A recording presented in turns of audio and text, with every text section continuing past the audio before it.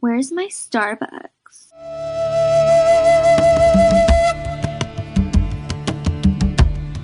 Transmitters? We don't need no stinking transmitters. That is correct. We have no need of transmitters here.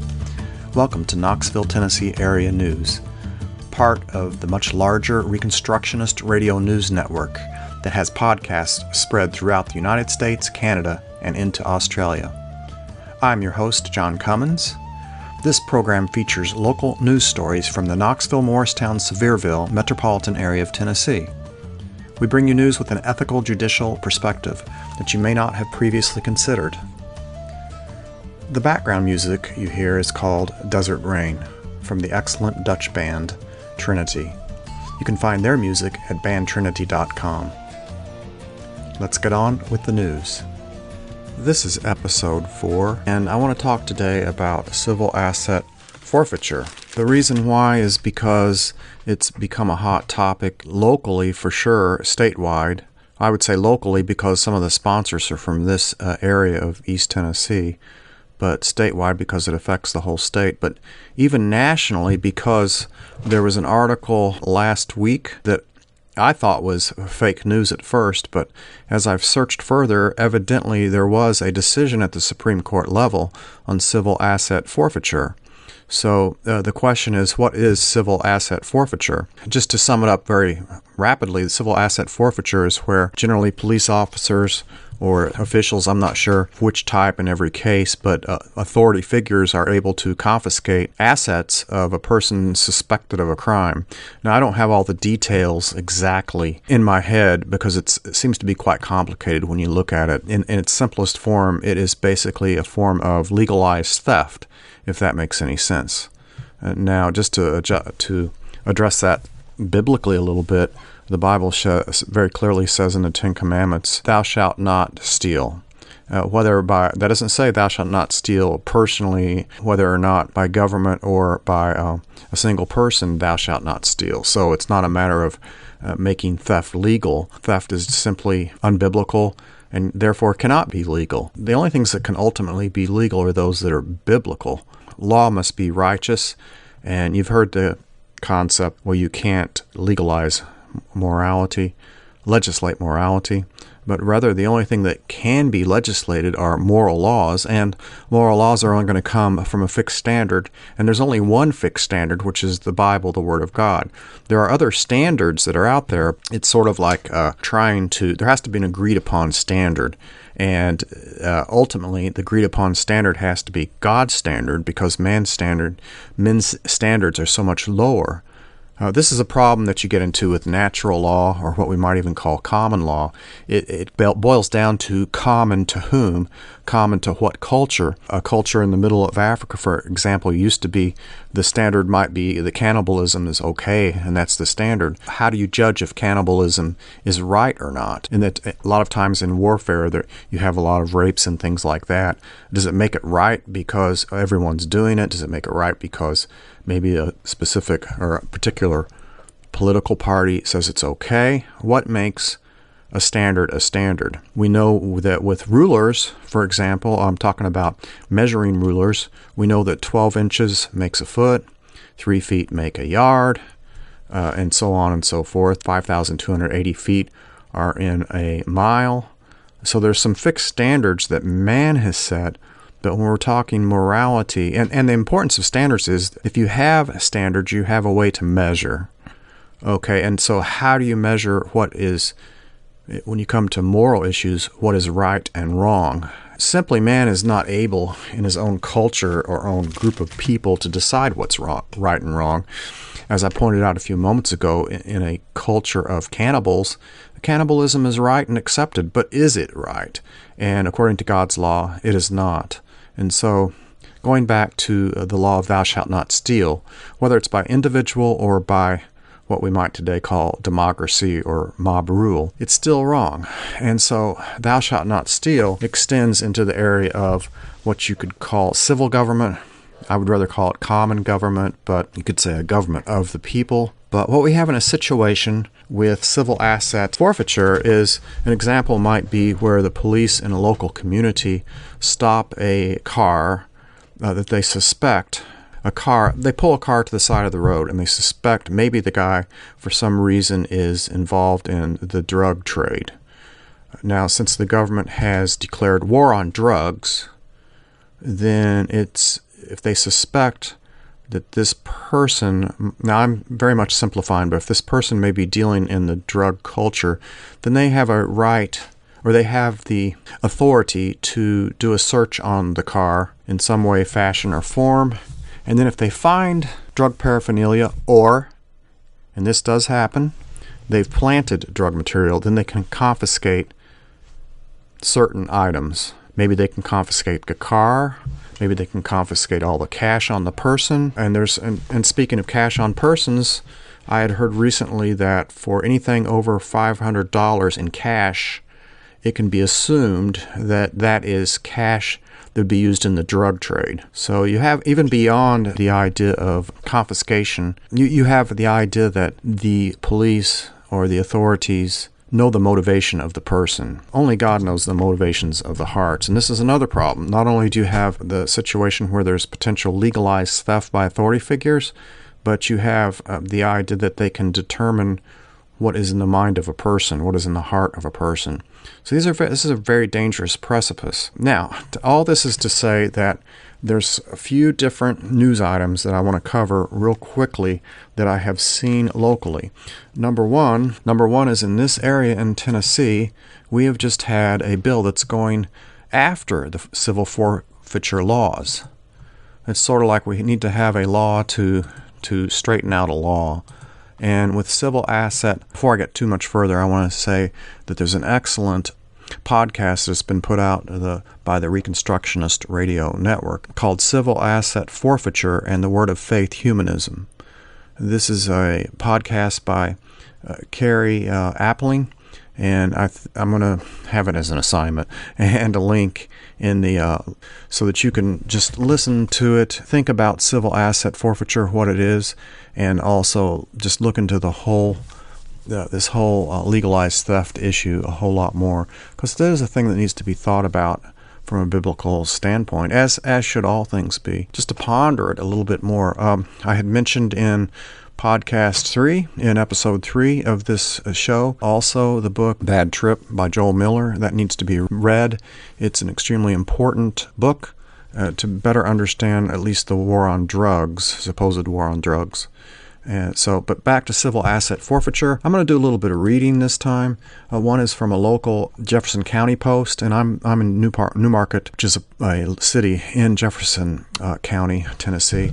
But the Jefferson County Post talks about the Tennessee General Assembly tackling civil forfeiture for a second time. So I'm going to do a little bit of reading, which isn't always the best thing to do, but I'm going to do it right now, just because he's done a pretty good job there. This is a problem we have generally in doing news, is when you really need an army of good reporters, and there's very few out there.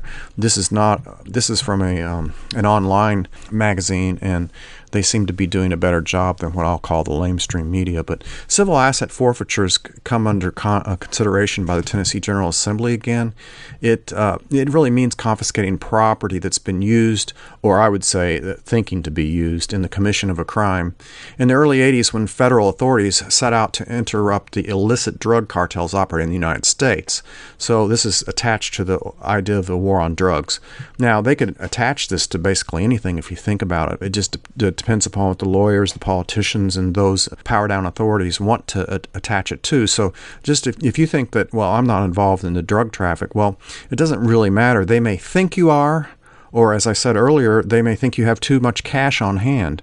If you have a certain amount of cash on hand, they assume there's an assumption of guilt. It's not an assumption of innocence, as the Bible always portrays things, but it's an assumption of guilt, which is really not even American in its thought process. It's more, it comes from the idea of the French. If you look back at the French Revolution, that was the idea. You were assumed to be not innocent but guilty. And this is the kind of concept that this civil asset forfeiture law has put into practice. It's the idea that you, the citizen, you're assumed to be guilty. If you have too much cash on hand, it's assumed that that's being used in the drug trade. and I believe it's as low as $500. Anyway, the practice has strayed. Notice this has strayed widely from its original design. States following the federal model quickly made laws of their own to cash in on property seizures. Beyond that, forfeiture has become a multi-billion-dollar industry that has caught the attention of property rights activists who cite hundreds of abuse cases nationwide, with Tennessee included. To better protect innocent property owners from capricious and random seizures, most states have enacted limits on cash and property forfeitures. Now, this is personal opinion, and I think biblical. It's biblical that property forfeitures, you shouldn't have to have limits set on these property forfeitures because, again, the Bible says thou shalt not steal. So the private property should not be stolen by these officials. Anyway, 3 states have eliminated forfeiture altogether. Not sure which they are. And 15 have enacted laws to require a criminal conviction to invoke a forfeiture. In the wake of widespread abuse by government in seizing property and levying excessive fines, more states are following suits with reforms, especially South Carolina. Cases are being filed in state and federal courts to challenge the constitutionality of forfeiture. Tennessee has made modest reforms during the last legislative session. However, in Tennessee, property and cash can still be seized under the mere suspicion. Okay, now this is the point I wanted to bring out from this article. Under mere suspicion. Okay, so if an officer suspects that you may be involved. Okay, this is very similar to the last episode where an officer felt fear for his life. It's almost the same terminology. You have mere suspicion. You have mere fear. If an officer felt fear for his life, then evidently he can shoot and kill someone. Does that sound right to you? Anyway, if there's mere suspicion that a certain property may have been used in the commission of a crime, then no criminal conviction is needed. Okay, now that's rather wide open, would you not think? If a policeman, an officer, feels or suspects that a property might be used in a drug crime. Now, part of the problem here is a lot of this civil asset forfeiture goes into the coffers of your local police. Okay, now if that's not a conflict of interest, I don't know what is. Anyway, I'm going to go further in the article. Suspects can be stripped of their property and cash with little due process under a relatively low standard of evidence and without the aid of a court-appointed attorney. Now, just remember in all this is my side comment. Just remember the police, the authorities are operating from the standpoint of suspicion. If they suspect this or that, and then they search your car or wherever you are, if they suspect you may be involved in something illegal, then they can confiscate. The problem with that is then you have to go about getting involved in the courts, hiring lawyers, and if any of you have ever hired a lawyer, the going price is $250 to $300 per hour. So you can be squeezed out merely by the price of the court to start with. So a lot of times what happens is people end up allowing their properties to be seized because the properties that are seized are worth less than the fight in court would be and hiring the lawyers would be. Now, going back to Tennessee, in fact, Tennessee has one of the worst records of civil forfeiture abuses in the nation. This is a part that I sort of like because these are the representatives that have filed some bills. Representative Martin Daniel is a Republican from Knoxville, and Senator Frank Nicely, a Republican from Strawberry Plains. He is my senator, so I'm kind of proud of that. They've filed bills to improve protection of private property in forfeiture proceedings by increasing the standard of proof required, eliminating federal proportional sharing of seizures. So evidently the feds get, they want to have, this is part of what goes on, they get their cut. You have the local people getting their cut, the local cops, you have the feds getting their cops. This bill would eliminate the federal proportion sharing of seizures of $100,000 or less, and it would require Attorney General review of probable cause prior to the forfeit warrant hearing. These bills are grounded in HB 340 and SB 362. Now, the first hearing by the House Civil Justice Subcommittee was on Tuesday, February 19th, which is about 5 days ago, the 23rd today. SB 0362, the Civil Asset Forfeiture Law or Amendment Bill, this was passed on second consideration on the 4th of February 2019, and it went on to the House. It was reassigned to the House Civil Justice Subcommittee. I personally called up 4 people on that subcommittee and talk to them. They're very friendly offices, but they were going to consider that, and they did consider it. It was taken off of the calendar on 2/19/2019, which was mentioned just a moment ago. Now, I'm going to have to follow up on this, but again, I would point you to this podcast that I mentioned earlier, and I'll put a link in the bottom about learning more about civil asset forfeiture. I want to go beyond that right now. Well, I want to read a little bit more out of the Tennessee Star. The Tennessee Bill on Forfeiture Law, Representative Daniel, again, from Knoxville, proposed a new law that would change these forfeiture laws. Specifically, it would require the local district attorney general to review the underlying circumstances of a seizure to determine if probable cause exists to justify the forfeiture.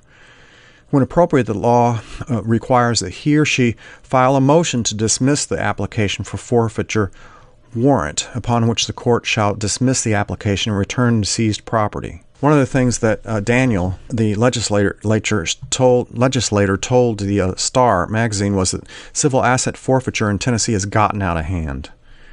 He said, "We need to impose safeguards to ensure innocent persons are not swept up in this effort. We can do this by making sure law enforcement is subject to Tennessee law." That's kind of interesting, isn't it? The idea that law officials would be subject to the law. The safeguards would be there to ensure innocent persons are not swept away. We can do it by making sure law enforcement is subject to Tennessee law and limit their ability to handle the matter of via the equitable sharing process the federal government allows. Equitable sharing allows prosecutors to bypass more stringent state asset forfeiture laws by passing cases off to the federal government through a process known as adoption. So I don't want to get deep into that, but the whole point is what's been introduced in Tennessee is a way of trying to alleviate some of the pain caused by this legalized theft of person's property. Thou shalt not steal is a biblical commandment, and whether it's done by majority rule, in other words, people vote that someone can take your land or stuff, or by an individual, thievery is not to be allowed. Locally, Newmarket functions via speed trap. So this is how revenues are generated for the city of Newmarket, either through speed traps and or through confiscation. So that's asset forfeiture, civil forfeiture. So this is the way our whole community seems to operate, and you could say it's via theft. It's no surprise looking at the last episode why Newmarket City is having revenue problems, because they're basing things on theft. It needs to be looked in further. But one other article that I read, now this is in Blount County, and it's along the same lines, but this is more, it's not quite the same, but it's eminent domain. And again, it's a legalized form of theft. A suit was filed in Blount County Circuit Court to acquire land from the Pine Lakes Golf Course for a new section of highway that connects to Pellissippi Parkway. The suit named, a bunch of different people, and it served Kenneth Barong, the president of the corporation that owns the golf course. Filed on behalf of the Department of Transportation, the suit can use the power of eminent domain to try and possess a tract of land on the golf course for a roadway project. Now, ultimately, the purpose of the said roadway project is to construct a new four-lane highway from South Singleton Station Road to Pellissippi Parkway in Blount County, the suit says. Though the Pellissippi extension itself will not go through this golf course, TDOT, that's the Tennessee Department of Transportation, wants to relocating Alcoa Highway in a federal Highway Administration record of decision filed in 2017. It's interesting because this person that was mentioned, Barong, happened to be the former sheriff's brother. Not that that's that important, but it's once again, it's kind of like I mentioned in episode 2 and 3, Knoxville sort of suing itself. These governments, and you have the feds involved with the state, with the local governments, and they seem to be suing each other. But the point here is, using this law of eminent domain, they are attempting to seize this private public golf course. They can use eminent domain really to seize it. Now, what they did when they filed the suit, so the defendant becomes the golf course people, and they have 30 days to respond. If they don't respond, it sounds like the land is just taken. If they do respond, I'm not sure how it works, but there was $4 million put up by those that were bringing the lawsuit. So it sounds like that's the price that they're going to pay.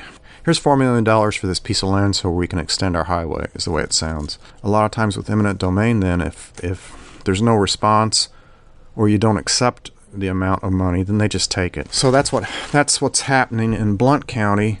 Again, this is sort of the whole theme of this show or episode is thou shalt not steal, whether by eminent domain or by the confiscation of civil assets. Now, one other thing I wanted to add, though, that brings a whole nother twist to this. About 2 days after decisions were made down in Nashville concerning civil asset forfeiture, and I bring it into this show because it does affect this. It's not just a state issue. It's, it goes into these 13 counties around Knoxville. Any civil asset forfeiture law or amendment to a law would affect the whole area. After they met and discussed this down in Nashville, the Supreme Court ruled, and I didn't really believe this at first. I'm still kind of trying to figure it all out, but I thought it was like The Onion, like fake news, because I believe it was a 9-0 vote.